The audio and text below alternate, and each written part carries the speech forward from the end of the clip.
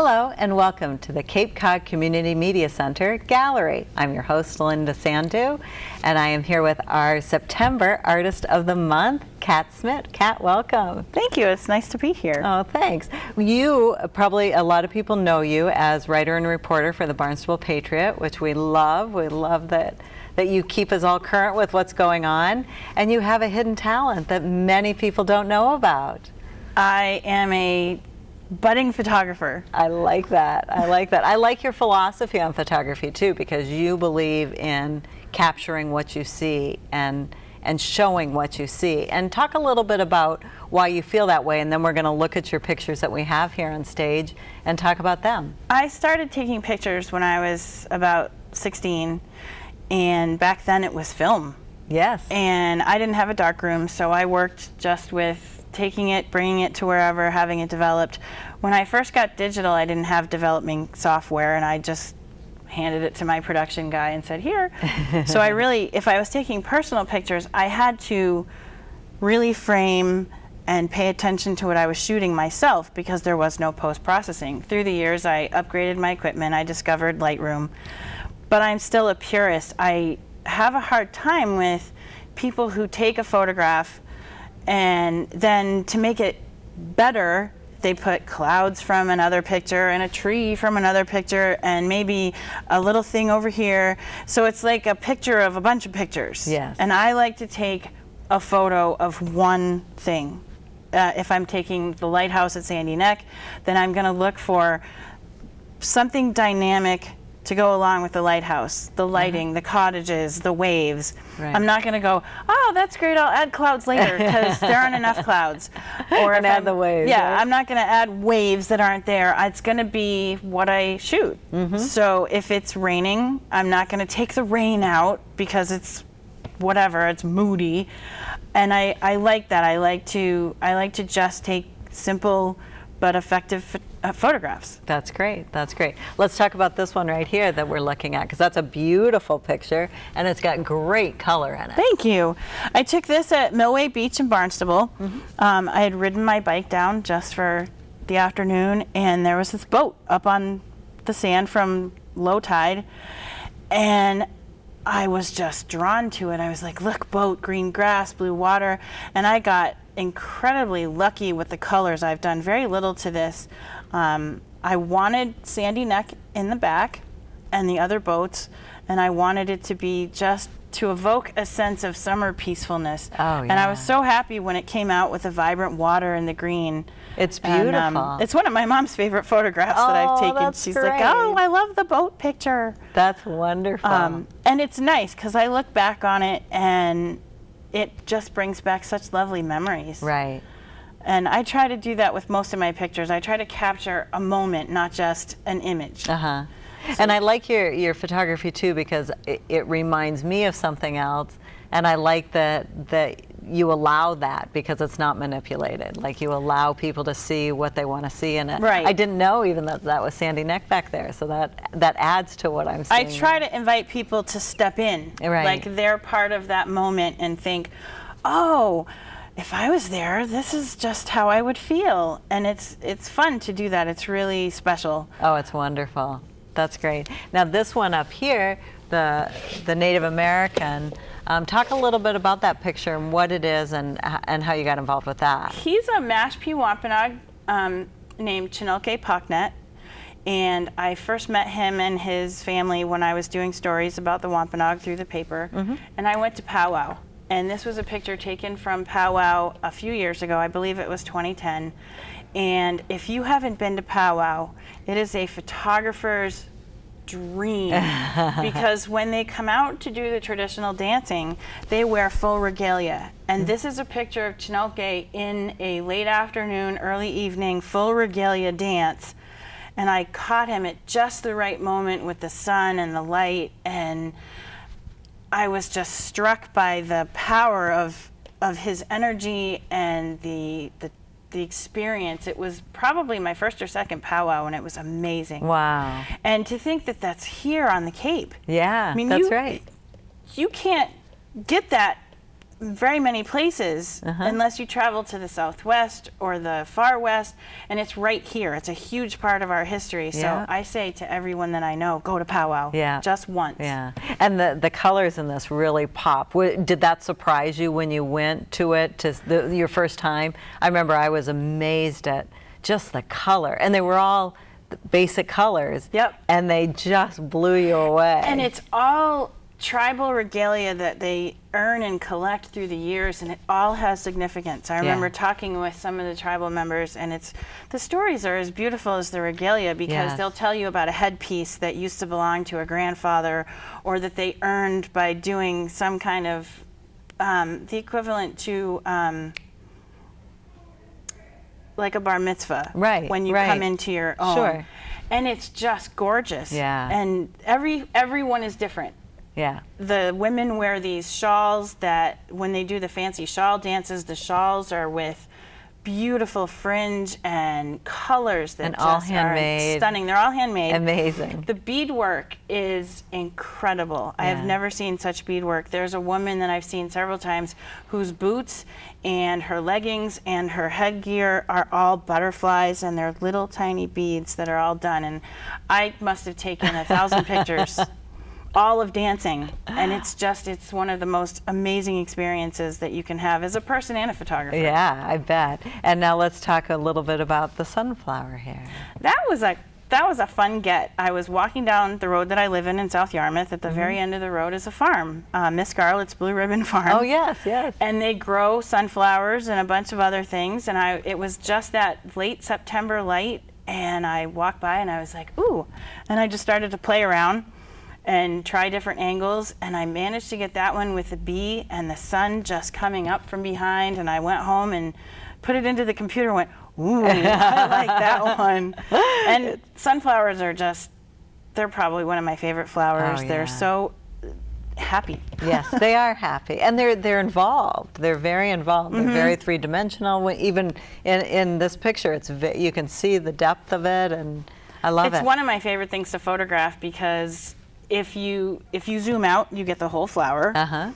And if you keep going in, you get the concentric circles, and that's always fun to play with. That's right. That's right. And the way the petals pick up sunlight it's beautiful. Just stunning. Yeah. Oh, good for you. Good for you. So you take most of your pictures of the Cape, is that right? Or do you go all over? I'm originally from New Hampshire, so once a year I try to get up to New Hampshire, either in the fall or the summer, especially the fall. Yes. I come from southwestern New Hampshire, and autumn up there is like no place else. It's all maple trees. And if it's been a good summer and the right amount of rain and sun, the colors are tremendous. You get the reds and the oranges and the golds, and I miss that on the Cape. I love the Cape, but I do miss the fall. And wherever I go, the camera's with me. So if I'm traveling, I went on a cruise to the Bahamas with my family. I took my camera, and I also had the benefit of an underwater camera, which was a new experience. So I got pictures of fish, and I'll take pictures of anything. I just love to play around. The other morning, I got out of my car at work, and there was dew on a windshield, and it was all little droplets of water, and I immediately grabbed my camera, and I'm on someone's windshield taking pictures, waiting for them to come by and go, excuse me? But the results were wonderful. Oh, that's great. Do you find that because you do so much writing that the photography just takes you away from all that? Or do you find that you want to take a picture and then write about it? It's a little bit of both. There are definitely pictures that have inspired my writing, and there have been writings that inspired my pictures. Oh, great, yeah. I took a picture many years ago, well, not that many. I went up to a volleyball tournament, and this was a case of writing and photography connecting. When I showed up to photograph the Barnstable team in the state tournament, the teams prior in the second division were not done, and there was a girl that was with her team. They were battling to win. It was a point, and they were tied, and she was passion incarnate. And when she won, instead of joining the pig pile and jumping around, she literally fell on the floor in this beautiful posture. And I ended up taking a picture of her at that moment, and it inspired me to write about how it made me feel later. Oh, so it became this wonderful column that I look back on, and she just, I don't know how many 18-year-olds know that they're inspiring, but I ended up sending it to her and saying thanks, because you're terrific. Yeah. And it was a great moment. Mostly they kind of go together. When I'm looking at a picture, I think inside my head I can hear the description in words if I had to describe it. Words to me are like art. Yes. So it all goes together. That's wonderful. I don't just report, I tell stories. Yes, that's true. That's very true. So I have a really good time I would telling describe you like stories through that. pictures and telling stories in print. That's great. And do you have a favorite?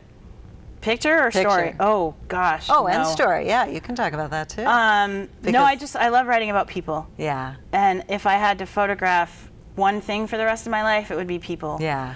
Because catching people in any emotion is a beautiful thing. Right. And so many people are like, oh, don't take my picture. I hate having my picture taken. And I'm like, you have no idea how wonderful it is to take your picture. Right, right.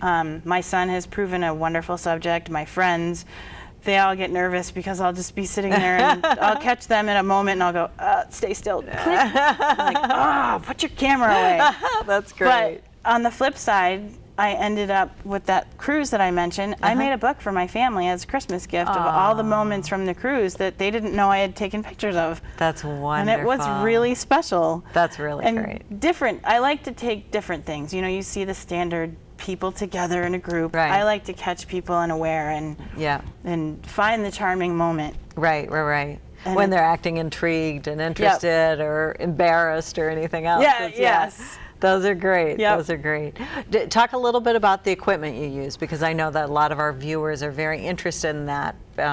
Some budding photographers and some just curious as to know how you got here. So. I started millions of years ago when dinosaurs were on the earth. I had an 8E1 program, Canon, and that did me well for many years until digital came out, and I first shot with a Sony Mavica that burned to 3-inch discs, which for a sports writer photographer was ridiculous because it was take 2 pictures, wait for it to burn. Yeah. Meanwhile, the football game is still happening and I'm missing half the stuff. So I upgraded to a Nikon D60, and that was great, but I needed something fast for action shots, and I needed something with better light. So I upgraded again to a D3000, again a Nikon, and I liked it, but I still needed more. It's an addiction. And now I have a D7000, and I have several different lenses that I just have a blast with. I think it's a 80 to 200 with an f-stop of 2.8, so it gets really good low light shots. I had so much fun with that at the Pops by the Sea because I could be in my seat and still taking pictures on the stage, and it allowed me to capture Blythe Danner when she was guest conducting. And I use Lightroom for editing, and I also use a free program called Picasa, which I'm surprised not more people have heard of. It's through Google. It's free, and it lets you do more than the basics. You can actually brighten and enhance, and if you want to get creative and do like Andy Warhol-ish red, pink, blue, green, you can have a lot of fun with it, and it's free. That's wonderful. And that's where I kind of got started, and then when I really needed to do better stuff for work, I did the Lightroom, which is an Adobe product, and that's not as expensive as Photoshop, but it will still do a lot of great stuff. This was edited with Lightroom. And both of these, I think, were also done with Lightroom. Okay. And how you trained yourself, you sound like you're self-taught. How difficult was that for you? Very. Yeah. There are so many things that I wish I knew, and I find myself picking the brains of photographers in the field.